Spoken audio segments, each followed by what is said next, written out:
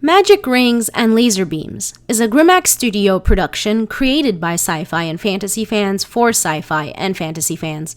Your host is Ben Sherman, a scriptwriter and voice talent for Fare and History, a longtime gamer and reader, and has been writing fantasy literature for the past 10 years. He's also known by his very silly username, Poohead189. In this podcast, he interviews popular authors of the science fiction and fantasy genres and speaks on writing, gaming, and movies. You can support this podcast by going to patreon.com/poohead189. Welcome, and we hope you enjoy the show.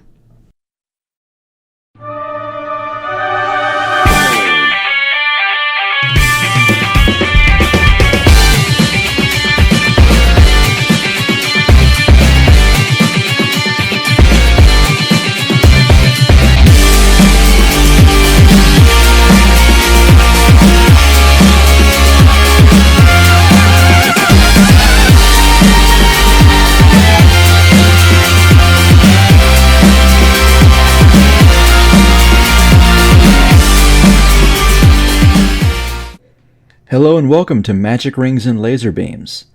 It's been a very long day today and I'm going to get to why later. But first off, I'm going to start off with the announcement I made last time, and I'm going to keep making this announcement until it sticks. One, of course, you can support this podcast on Patreon. However, there are two other ways that you can gain Patreon status. One, you can support any sort of fund or charity that helps the Amazon rainforest, because many parts of it are still burning, and the parts that aren't still burning are going to take a long time to heal, if ever. So we're going to need to help with that. So if you donate at least $5 to any fund or anything that you can donate to that will help the rainforest, and you give me a screenshot of you donating it and give it to me, and then give me your email, then you will receive the same benefits that Patreon members do. And you will also receive the same benefits as Patreon members if you don't want to donate to the rainforest, but instead you want to donate to my friend who has medical expenses that they really need paid. And if you donate more than $5 to them, then you get Patreon benefits as well there. And of course, you also get Patreon benefits if you do donate to Patreon. And, you know, if everyone wants me and the team to make a season 2, then we will need to, at least get some Patreon members. But since I don't have a lot of publicity at the moment and it's just episode 2, it's no huge deal. I got 8 more episodes. And let's see, I'm going to announce who my next 3 guests will be, actually. Today is going to be Richard Baker, and Richard Baker has worked on a lot of great source books for Forgotten Realms, and he's worked on a lot of great novels, and he's working on a bunch of new campaign settings now, and some new science fiction novels. But the next 3 guests will be Arlie Byers, who wrote the first book in the War of the Spider Queen series, and he's an acclaimed fantasy and horror novelist.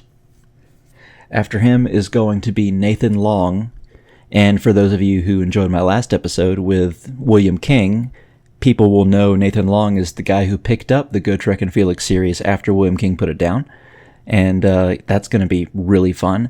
And then after that, I'm going to interview the science fiction heavyweight David Drake. He's written...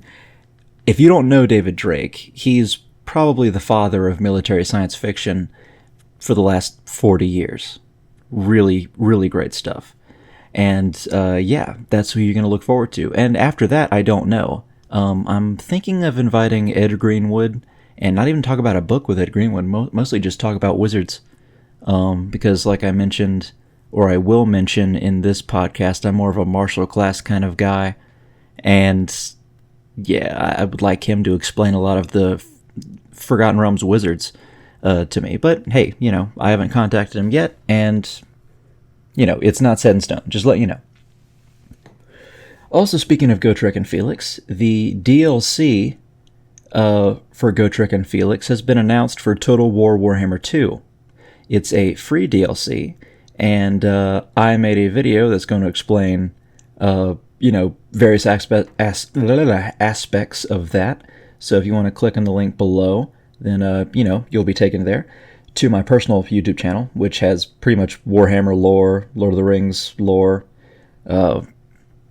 D&D lore, history videos, a bunch of neat stuff, science fiction stuff. And of course, Total War Warhammer 2 has also received Nakai the Wanderer and Marcus Wolfhart and their respective armies in the Total War Warhammer 2 campaign. So that's really exciting stuff. It's going to be great. And that comes out September 10th. So tomorrow from when I'm recording this.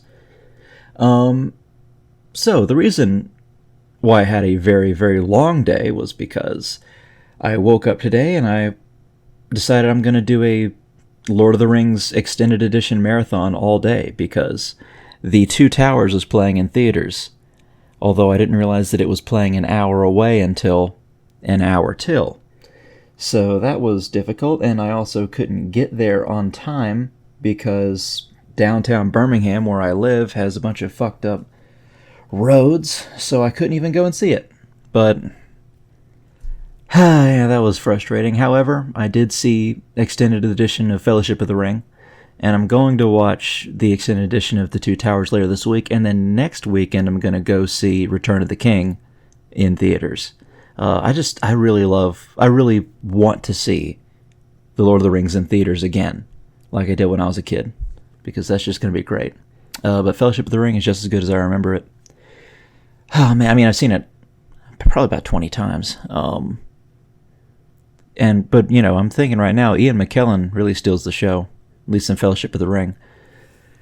All right, then.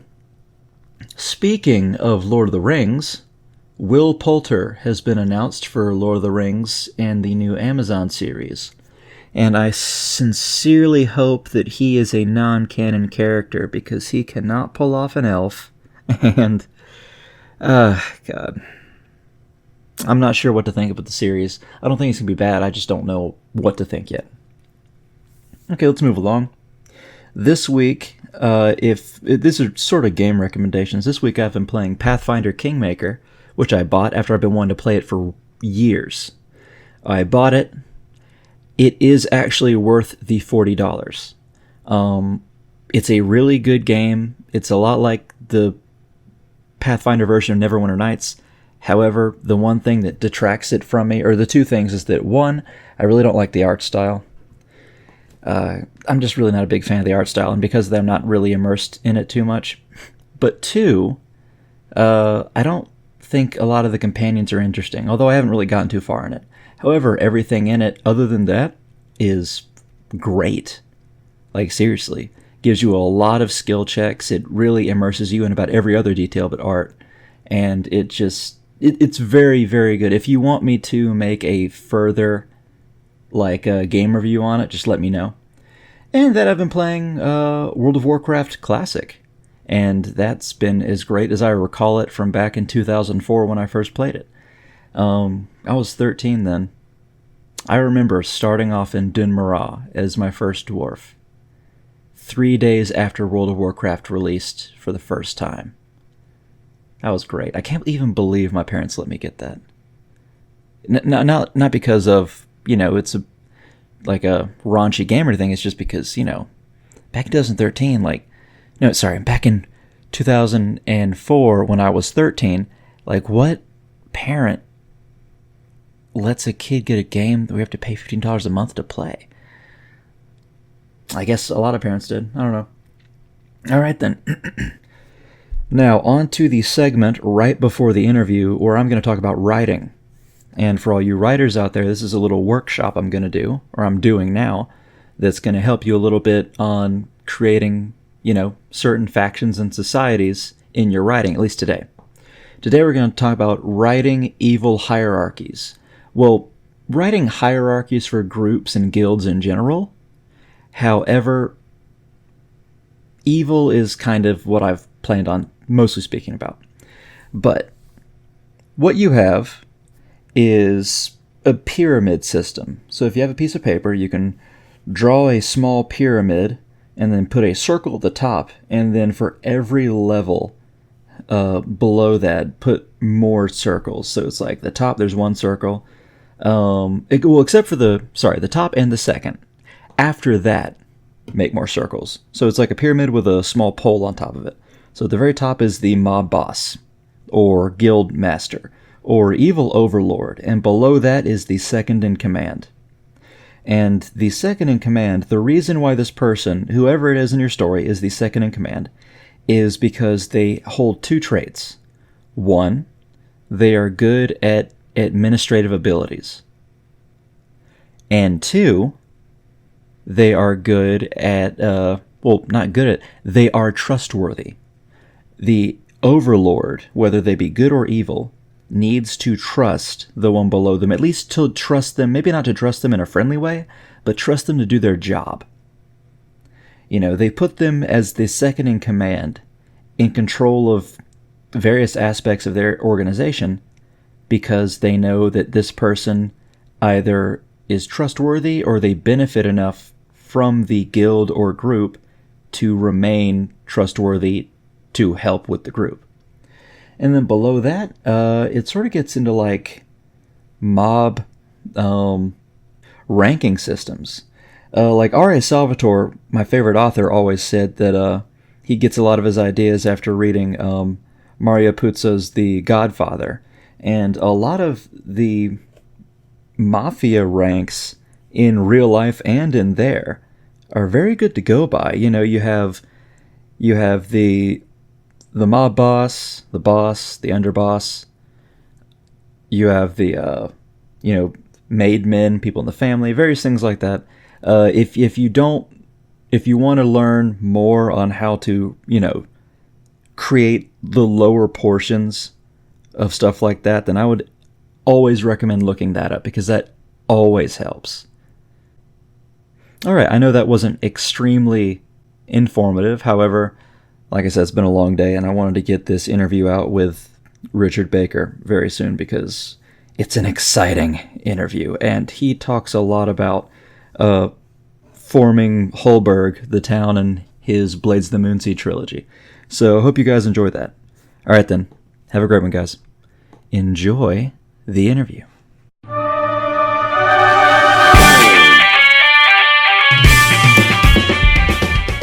It's an honor having you on the podcast. I'm a huge fan of your work. When people talk about the realms, they often cite Ed Greenwood and R.A. Salvatore, but excuse me for saying, but you're a very large deal, at least from what I've seen. You've designed, written, and developed about a third of the Forgotten Realms source books up until before 5th edition.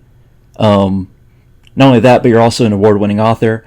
I apologize. I'll give you a chance to introduce yourself properly, but I want the listeners to understand that the Realms is the way it is, in no small part thanks to you. But yes, I apologize. Please introduce yourself. Thanks, Ben. Hi, everybody. My name is Richard Baker, and yes, indeed, I am a longtime author and game designer for the Forgotten Realms.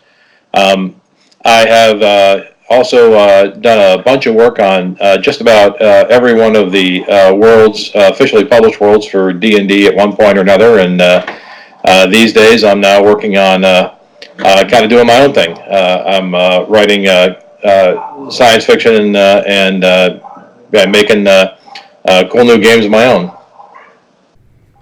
I know that you're making Primeval Thule. Are you making anything else that we should know about before we get to your Realms work? Sure.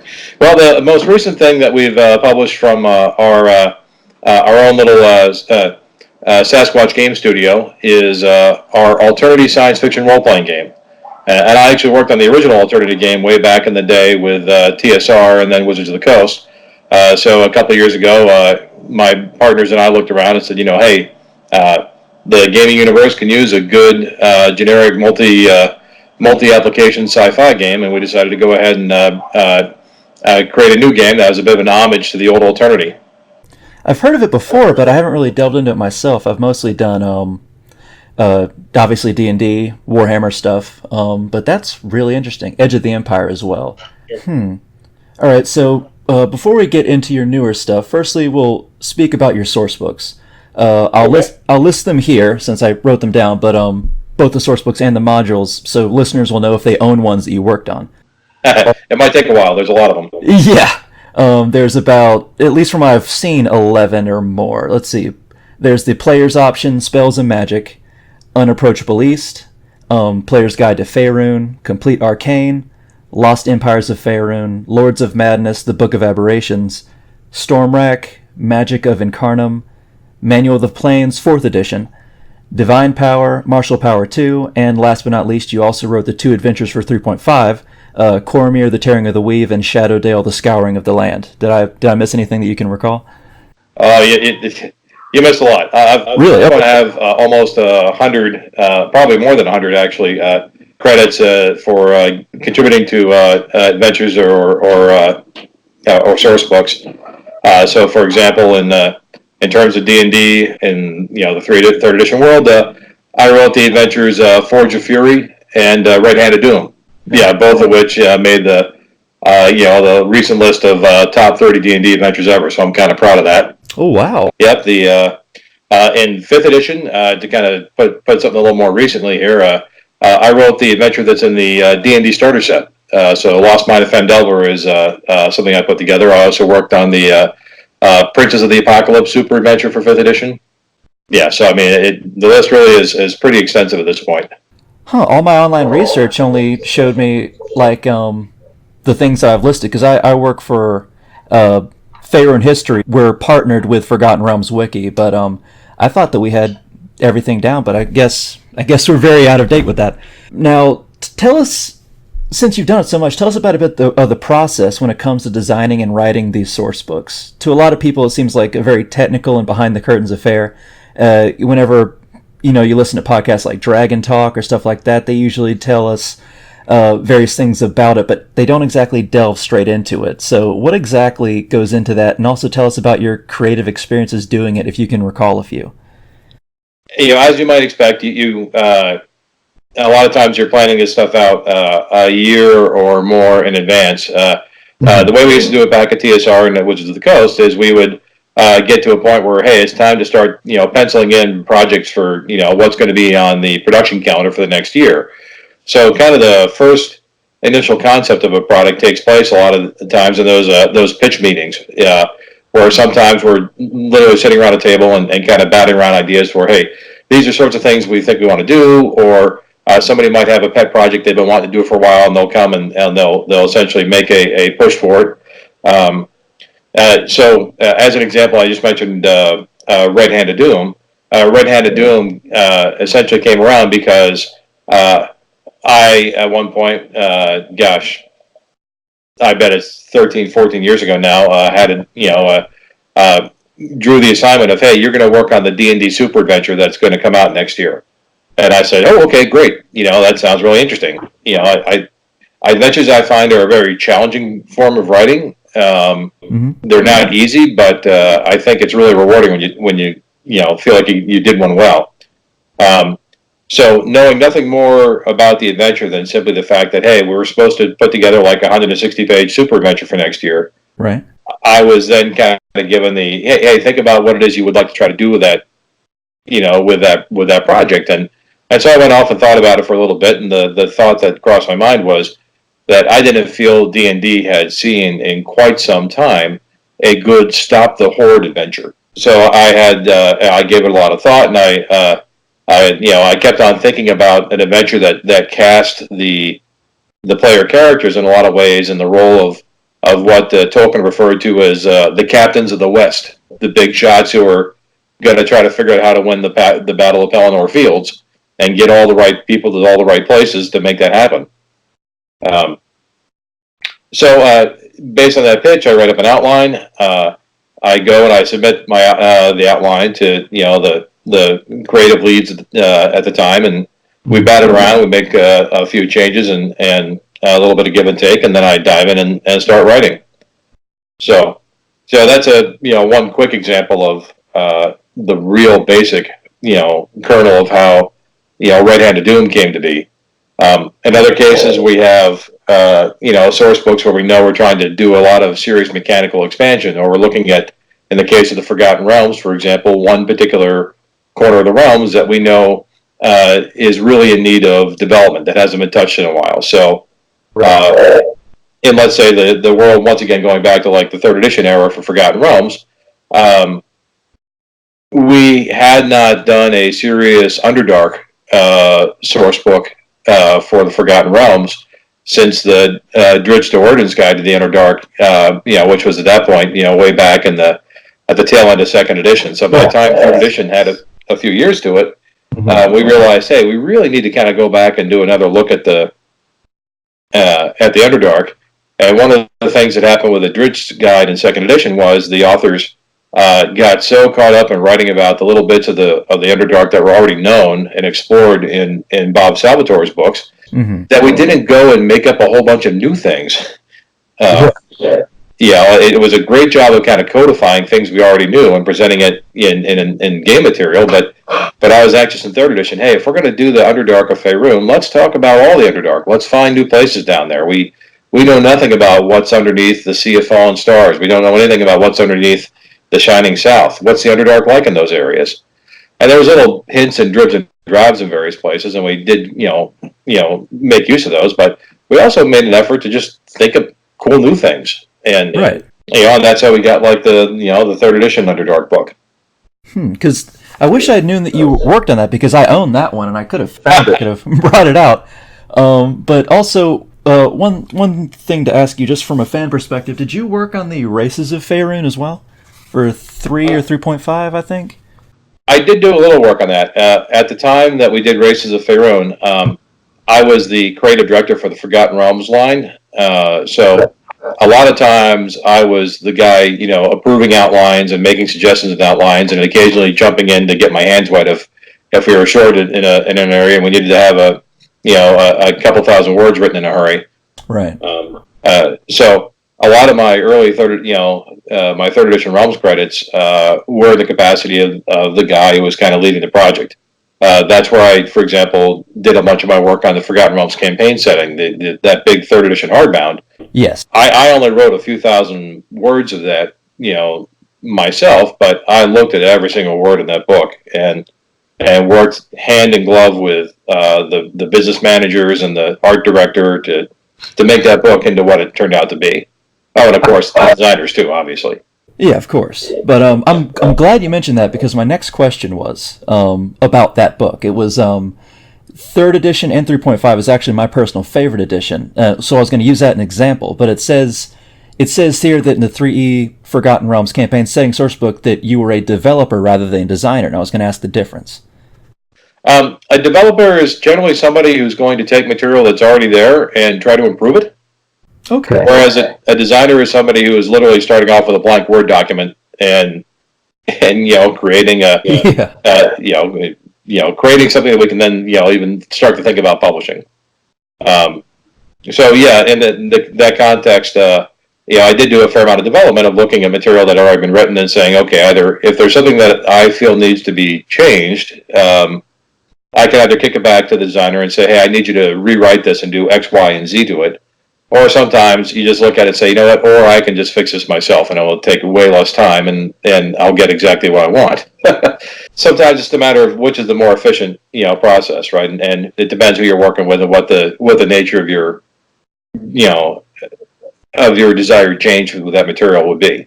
Now, before we get to your novels, I wanted to, I guess, clear the air, because a lot of the listeners of the podcast and my friends also know me as a huge fan of dwarves, but and I also choose a lot of martial classes like fighter, monk, and ranger.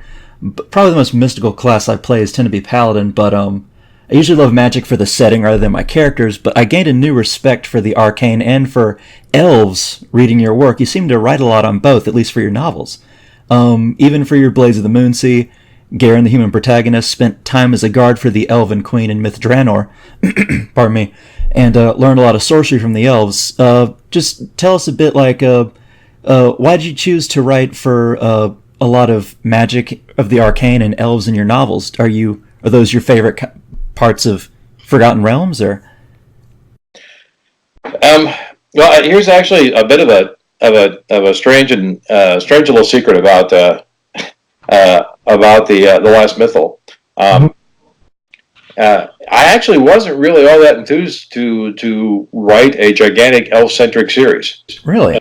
Yeah, I basically got got penciled in for the last Mythal after contributing to Bob Salvatore's War of the Spider Queen series. So I wrote Condemnation, the third book in that series. Mm-hmm. And the idea at the time was that all the authors who contributed to that series would then kind of get breakout trilogy contracts, each of their own, to kind of go and tell the story that they wanted to tell about the Forgotten Realms after contributing to War of the Spider Queen.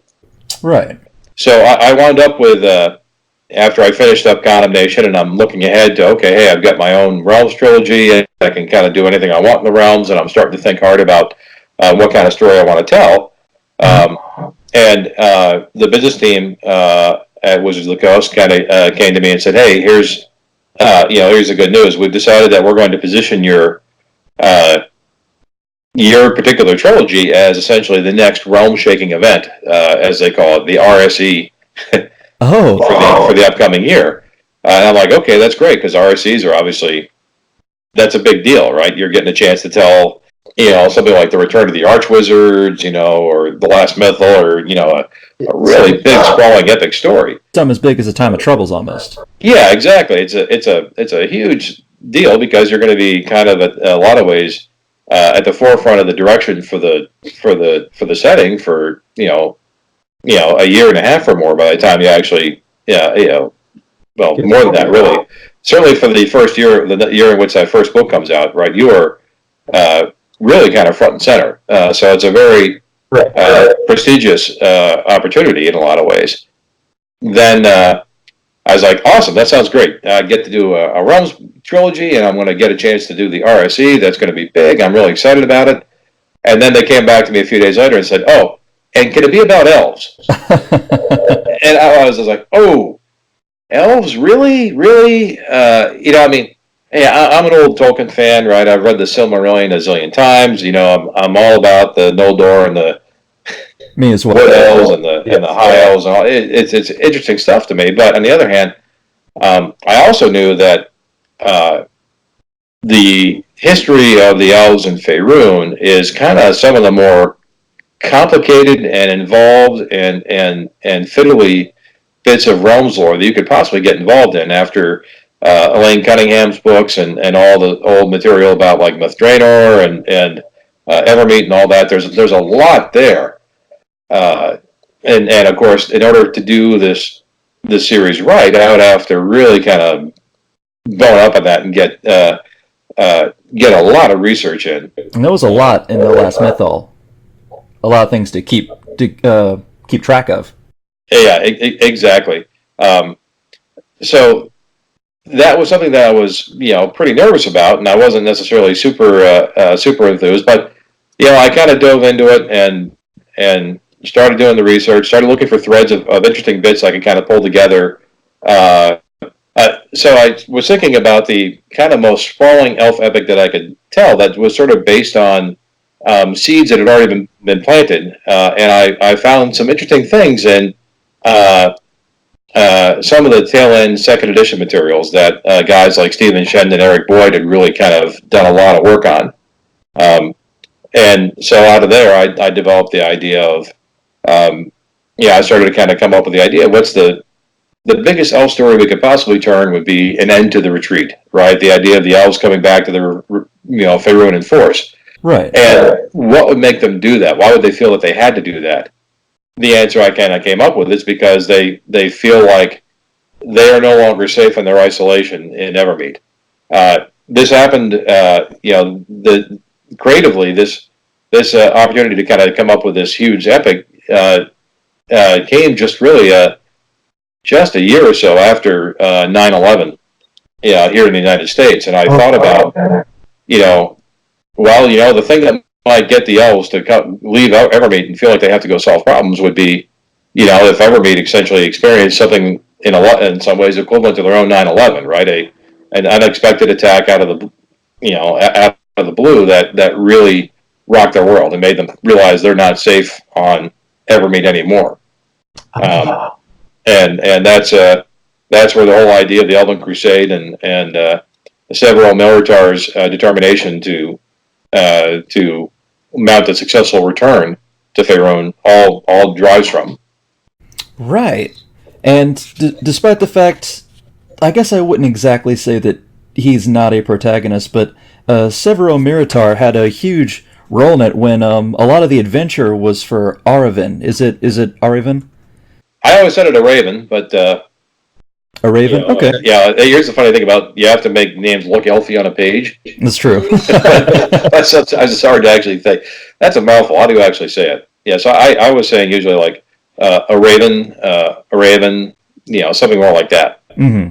But let's see. But yeah, a Raven had plenty of the adventure along with some of his other companions. Though Severo Militar kind of shaped the political landscape of what was happening.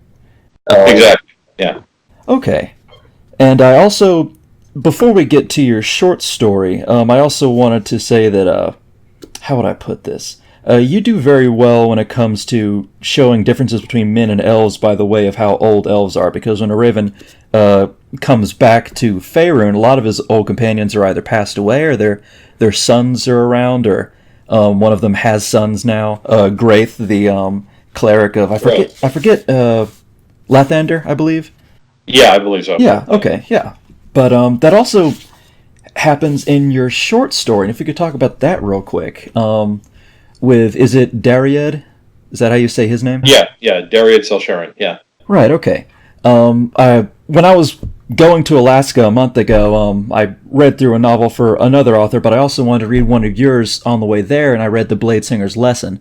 For the listeners in the anthology called Realms of the Elves.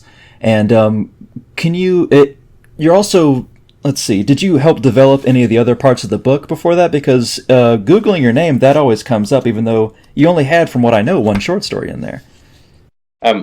Yeah, that's true. The editor who compiled Realms of the Elves was Phil Athens.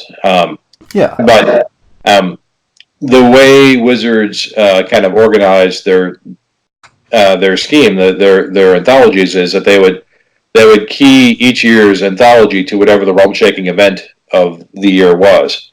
So the reason I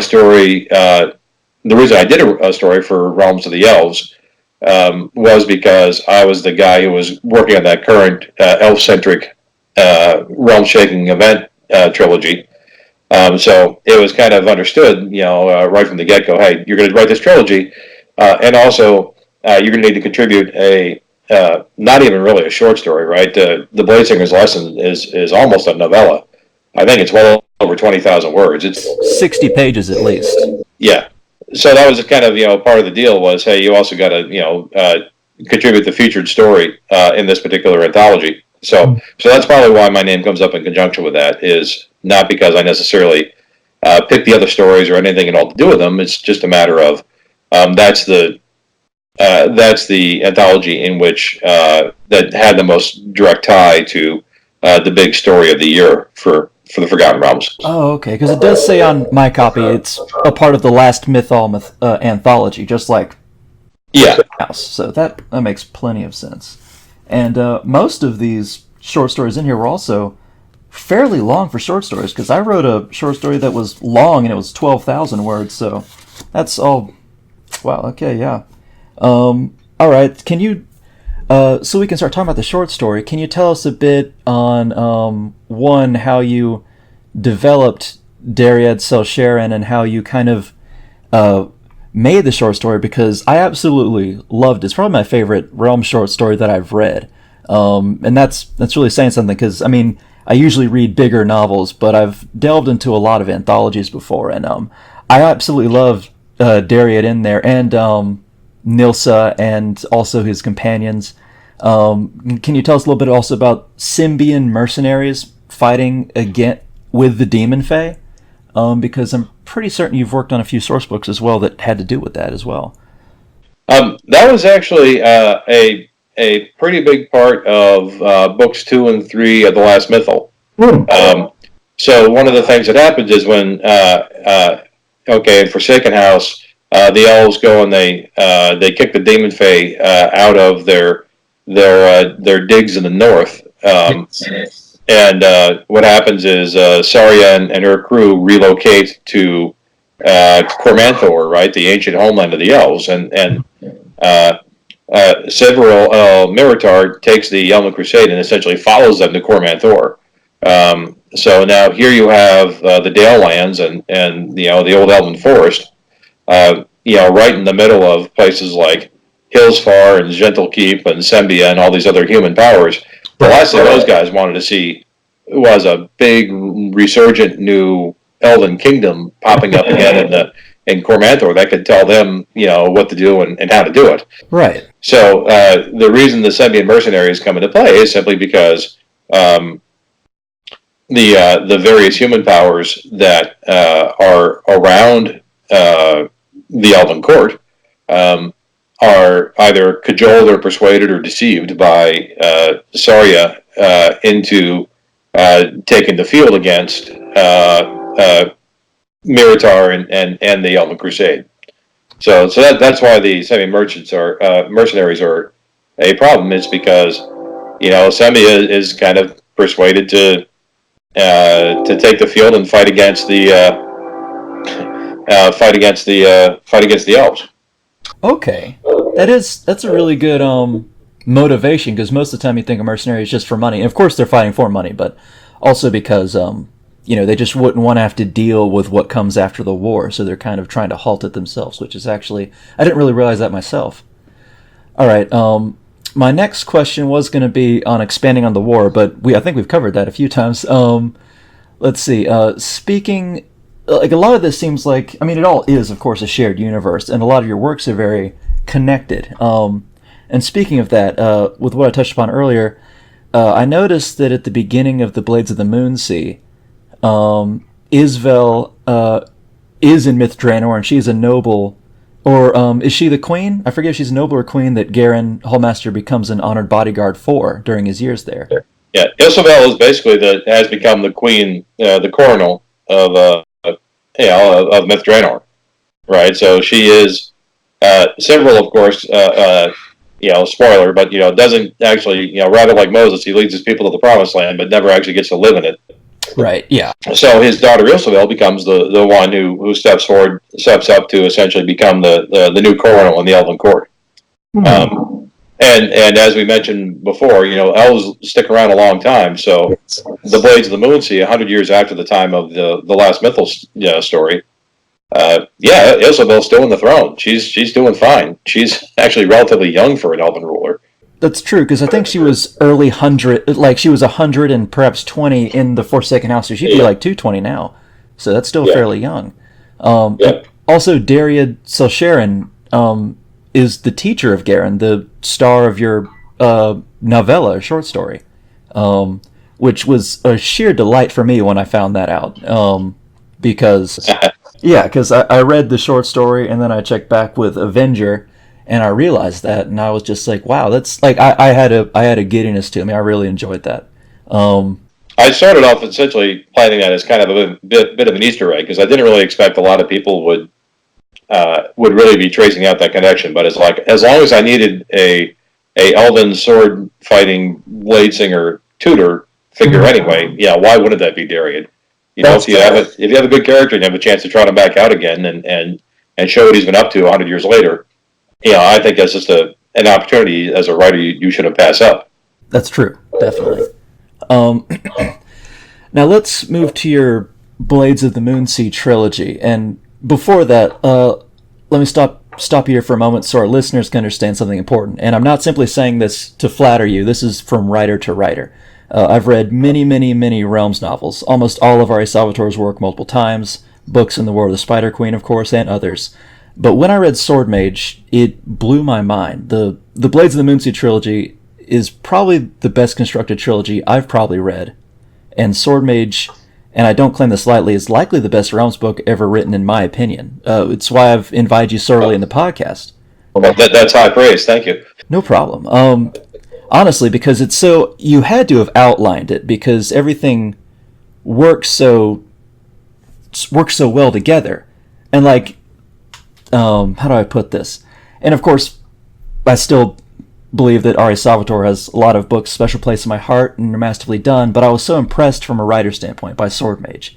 And book 2, called Corsairs, entertaining transition, and Avenger is a thrilling conclusion that does well tying loose ends. But how did you outline these books and develop them, if you recall? I assumed you made outlines for them, because I can't see how the books like that could be made because they're so well connected. Sorry for the rant, I just... No, I mean, obviously, yeah, you have to outline pretty carefully. The interesting thing that I remember as far as like the creative process for Blades of the Moonsea was having just written a gigantic sprawling epic that had to call upon dozens of references in source books and stories. 20 years of Realms lore. When the time came to kind of start a new series in the Realms, I was really kind of looking forward to an opportunity to really dial it back a little bit. It's like, okay, let's paint a much smaller, more intimate story in a corner of the Realms where we don't have anywhere near as much burden of other lore that I need to kind of be careful about brushing into. Let's pick one spot that hasn't really been examined in great detail, and kind of lovingly craft a setting and a story there. I had actually at one point started doing some work on developing Holberg as a potential setting for a Realms campaign I was thinking about running. Okay, yeah, so there's your geek flag flying, right? But well, I took some time to kind of think about the ruling house and kind of sketch out this what the valley looks like and figure out what little bits of lore were out there about it that I ought to pay attention to. And so, whereas the Last Mythal is a sort of cast of thousands, Cecil B. DeMille, level, gigantic armies and earth-shaking consequences. It's like, let's tell a smaller story that matters just as much to the people who are living in it, and lets me kind of develop a more intimate setting. Right. The other funny thing about Sword Mage, and I kind of did this unapologetically, is Sword Mage is secretly a Western. Really? It is. That makes a lot of sense. Yeah, I'm a fan of old John Wayne westerns, and I've seen quite a few of them over the years, but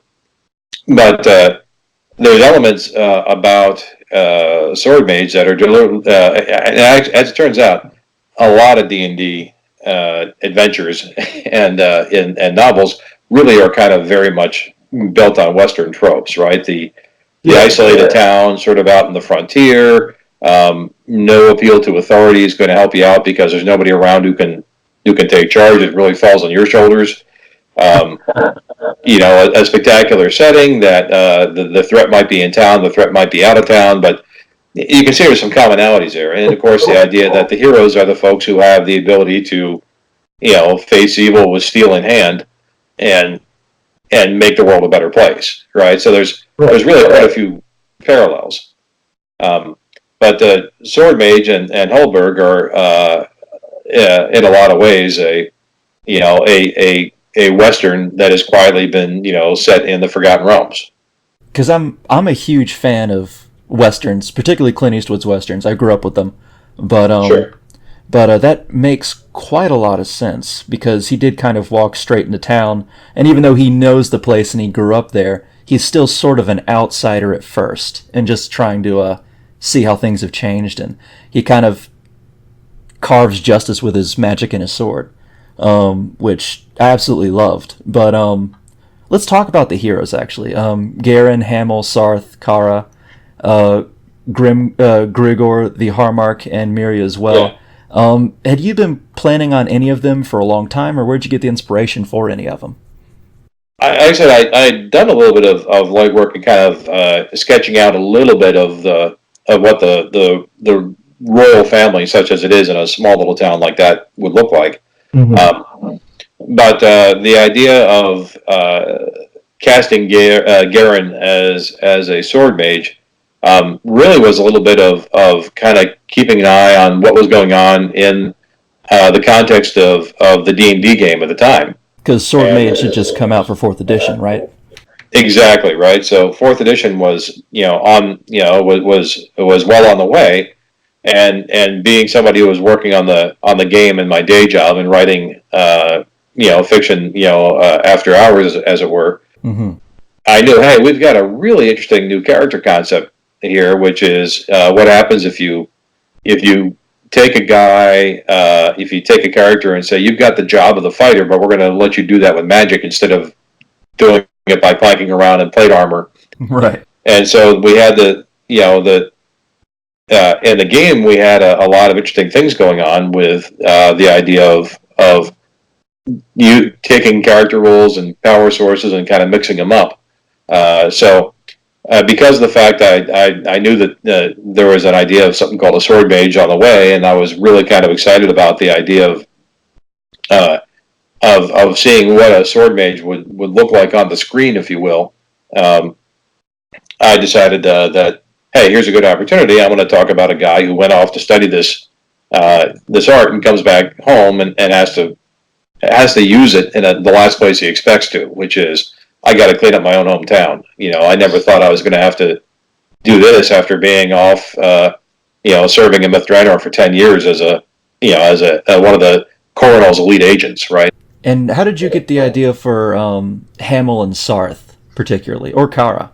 How did I get the idea for those guys? This is not to make light of Hamel, but in a lot of ways, he is a classic sidekick character, right? True, yes.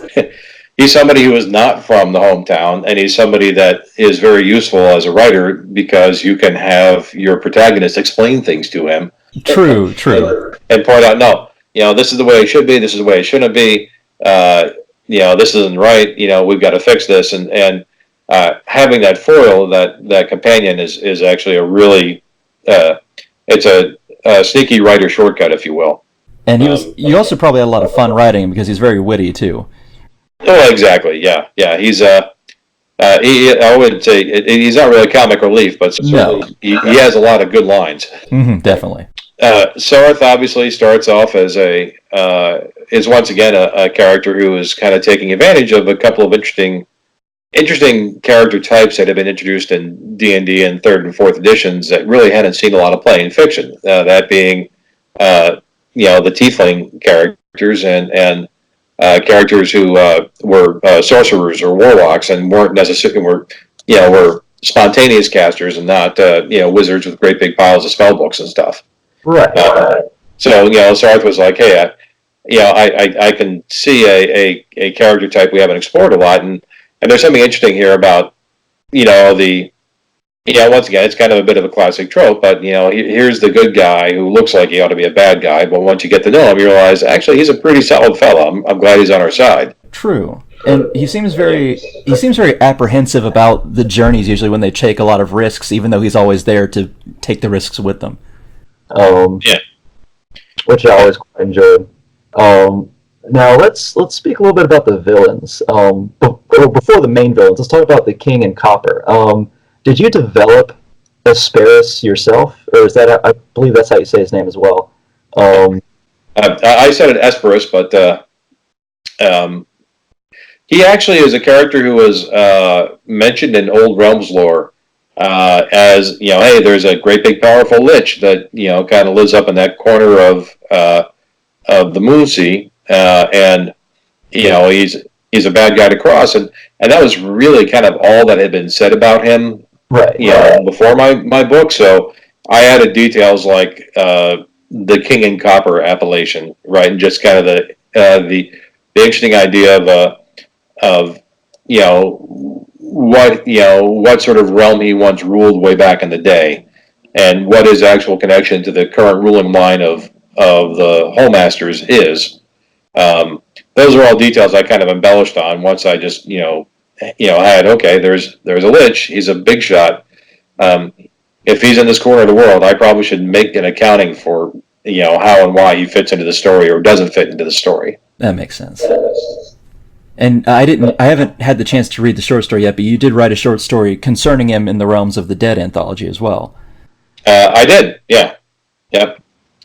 And of course, now I totally forget the title of it. It might just be The King in Copper, but I think it is from what I researched it, but and I obviously, like I said, I haven't read it fully, but it did have to do with Garen's ancestors, didn't it? exactly. It sort of, at the time of the Sword Mage, Garen is dealing with the fact that for, hundreds of years his family has been kind of entangled with this lich. So the story, the King and Copper, kind of goes back to the time and place in which that entanglement began. All right, so it's the beginning of that sort of intrigue. Yeah, exactly. Which is why Garen's ancestor is the protagonist of that story. Interesting. I should read that soon. I'm going to have Arlie Byers on the podcast at some point as well from, I believe, 4th or 5th episode. And I know he also wrote books, or he also wrote the short story. I think that was connected to his books as well, the Realms of the Dead anthology.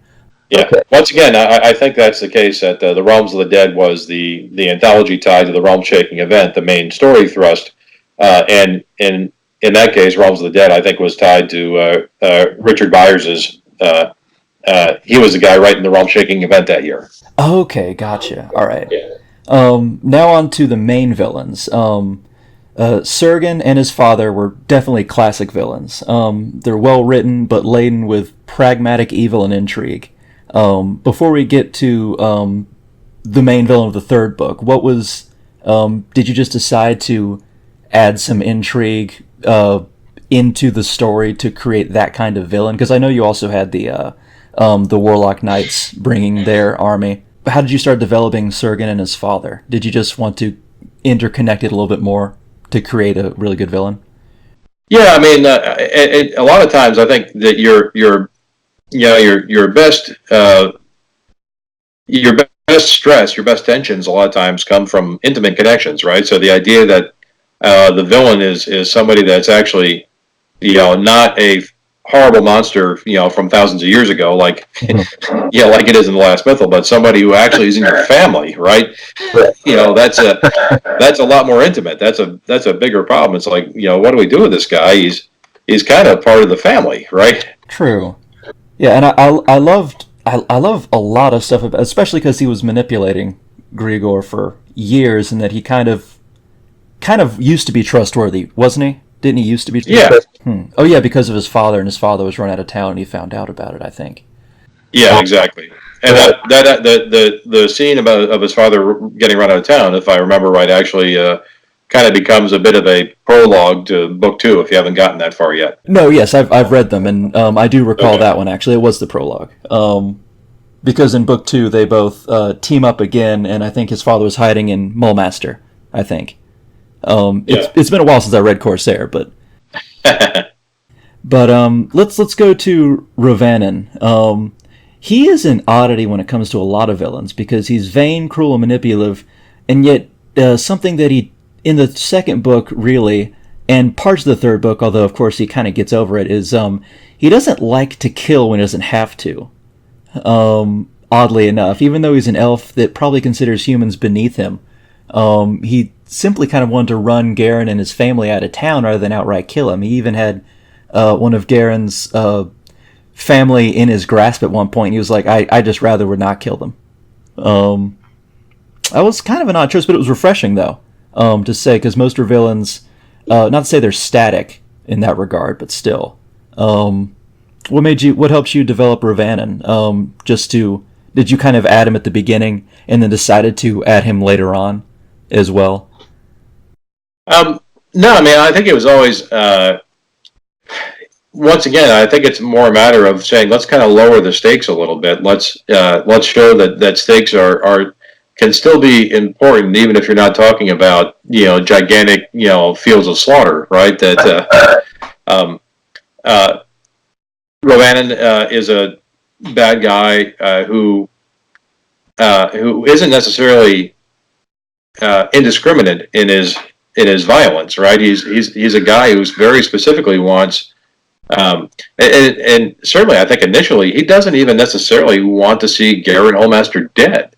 He wants to see him humiliated, right? He wants to see him get his comeuppance, and just killing somebody a lot of times as well. That was great. Now he's dead. I haven't shown him that I was right. Right. Yes. There's nothing after that. So it's kind of just a quick fix that he wants to be satisfied forever, essentially. Yeah. Yeah. So, and I think having written about plenty of bad guys in different books who are literally and figuratively monsters. I think it was an idea that this is a guy who isn't bloodthirsty, but is still pretty villainous. One of the weird things, I get asked this question every now and then, and I point out that a lot of ways, one of my favorite Disney movies is the movie Cinderella. And the reason I love Cinderella is because at the very end of Cinderella, the evil stepmother is overthrown utterly and completely, and nobody got stabbed. Right? Right. Nobody throws her down the stairs or defeats her by calling on magic powers or anything like that, right? She's overthrown simply by the fact that the good guy or the good gal in this case, right, produces a shoe. Right? Nobody got punched, nobody got stabbed, but if you actually watch that scene at the end of the cartoon, it's amazing how completely they show her defeat. You actually see her kind of recoil in despair and horror. The expression on her face, she actually draws back and pulls back into an area of natural shadow that's been set up in the shot. Mm-hmm. And so it's like, man, that's pretty cool. As a writer of fantasy fiction, which is very often action oriented, it's hard for me to come up with villain downfalls that are as complete as that don't involve epic battles. So that's, I think, kind of the fun challenge of a bad guy like Rabanan, is that he's a guy that who can be villainous without being bloodthirsty per se. He's cold-hearted, he's callous, and as things go on and he gets angrier and angrier, he does kind of start to really kind of become more and more of a monster. Right. But at the outset, he's not a guy who's necessarily a murderer, right? He'll kill if he has to, but he doesn't necessarily take pleasure in it. That's not his thing. He's more spiteful and cruel, but not in a murderous way unless really pushed. Yeah, exactly. All right. Now let's move topics to your newer work outside of the realms. Okay. I've seen you've written some new science fiction, and I haven't looked too far into that. Can you tell me and the listeners about that a bit? Sure. These days, my current big project that's running right now is a series of military-themed science fiction books about a character named Sikander North. Sikander comes from a world that has essentially been colonized by another empire, and he has gone to serve in the Navy, the Star Navy of this other empire. Basically because he is trying to learn what he can of about the people who have for 100 years now kind of run the show on his homeworld. Mm-hmm. And basically, it's kind of a mashup that takes the great game politics of the late 19th century, the colonial rivalries of the great powers, and kind of re-examines them through the lens of, well, instead of fighting a scramble for Africa, it's a scramble for valuable worlds that have fallen behind in technological development, the other leading powers of the day. And in a lot of ways, it's instead of dreadnoughts and coaling stations and things like that, it's rail guns and battleships in space. Because I'm a big fan of history, and one of the things that I like to do is to try to take the lessons that I think are offered by history and see if I can use those to sort of inspire interesting stories. Me as well, honestly. I did not realize that. How many books have you written for that series so far? Uh, there are two out right now, and the third is coming soon. The first book in the series is Valiant Dust. The second book is Restless Lightning, which has just come out in paperback this month. And the third book in the series is Scornful Stars, which will be out in, I think, first week of December in, I think, the trade paperback. But yeah, I had, this is the book that I wrote when I had a chance to sit down a few years ago and say, okay, if I could write anything I wanted to without reference to somebody else's shared world, what story do I want to tell? And I'm a big fan of sci-fi. I'm a big fan of naval history. It just seemed like a natural combination to me. All right, so and it's available on Amazon and on your site as well. Oh yeah. And in finer bookstores everywhere. Gotcha. Okay, and finally, we get to your New World and campaign setting, or at least newer than the Realms, Primeval Thule. I have a PDF of it. I got a chance to read some of it. I didn't read through the entirety of this source book that I found, but what I found was really interesting. Tell us a bit about the world or your favorite parts of it and things you personally worked on, because I don't think you worked on it solo, but part of the Sasquatch team. But yeah, let's know a bit about that. So the elevator pitch for Primeval Thule is it's Conan versus Cthulhu. All right. Basically, I'm a fan of the old pulp stories. And obviously read all the old Conan stories and all the old Lovecraft stories. And it turns out, actually, back in the day, guys like Robert Howard and H.P. Lovecraft specifically knew each other and they corresponded. True. And shared elements of their stories with each other. To a lesser extent, guys like Clark Ashton Smith and August Derleth and those fellows were also kind of part of that same circle. But Primeval Thule is essentially a savage and intense world that, whereas most D&D is very strongly rooted in the Tolkien, fantasy tradition, of knights and elves and wizards and dragons and kind of the classic Western tropes. The Primeval Thule is a world that's much more rooted in the sword and sandals pulpy adventure tradition of guys like Edgar Rice Burroughs or Robert E. Howard. Right? It's a world of it's a lost age of the earth. It's barbarians. It's ice age animals. The map is actually what Greenland would look like underneath the ice. Right? So that's really, I think, just kind of good fun. Yeah. My next question was going to be, it seems quite a shift to write about the sophisticated elves and magic, and goes straight to kind of Bronze Age and savage world of like a Conan-esque campaign setting. But I didn't know you read a lot of the Pulp Fiction novels by Robert E. Howard. Oh yeah, I mean, like I said, it's, to my mind, that's, D&D really stands on two firm foundations, and that is the sword and sorcery stories of of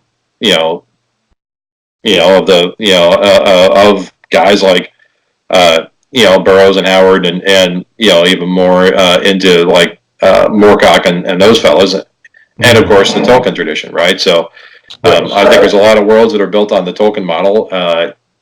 Primeval Thule is my way of saying, hey, there's a whole other tradition there that I feel we haven't really highlighted and featured in a world as much as we could have. The best analogy from the D&D's history probably would be like the Dark Sun setting from back in the day. But so Primeval Thule is barbarians fighting saber-toothed tigers and finding horrible elder things in forgotten jungle temples of the Snake Men. Right? I mean, that's just great stuff. That sounds good to me. Yeah. what system does Primeval Thule use, like mechanically? Is it like based on like 5e, or did you make it yourself, or like a custom one? Or We actually built Primeval Thule in a number of different editions. So the initial version that we came out with, we made versions that were compatible with Pathfinder and 4th edition D&D and the 13th Age game. And since then, we have also created a 5th edition version of Primeval Thule. Plus, we cooperated with some friends of ours to make a Savage Worlds edition that's available online. So we've now done Primeval Thule in 5 different game systems. And with Pathfinder 2nd edition having just come out, I think it's likely we'll do a 6th one before long. So that sounds exciting. I've tried Pathfinder 2. They're still kind of getting some of the kinks out of it, but it looks promising at least. The Primeval Thule that I read through was the Traveler's Guide. oh, sure. Yeah. Is that the newest one you've worked on, or? No, I mean the Traveler's Guide in a lot of ways is it's the original pitch for Primeval Thule. It's essentially the first chapter of the campaign setting book. Oh, gotcha. There's a few tweaks and changes to it, but by and large, that was the chapter, and I actually wrote pretty much all that material. It's the overview of the setting that really tries to capture the look, the feel, the tone of what's going on in this huge, sprawling, savage world that we created. Okay. Huh. I should look. So, if you read the Traveler's Guide to get a sense of what the world was about, that's exactly what it was supposed to do. Yes, that is exactly what I got from it. Well, that's great. Wow. Okay. I kind of want to get a physical copy myself because I love physical copies, even though PDFs are always cheap, of course. Yeah. All right then. Well, yeah, that's everything that I had for us to talk about. Thank you so much for coming on the show, Richard, because as I said, like, I've read through a lot of your works and everything, just from writer to writer, I'm really impressed by a lot of stuff you do. And now I know that you do even more stuff that I'm interested in that I didn't even know about. So, I really appreciate you coming on and telling us about it.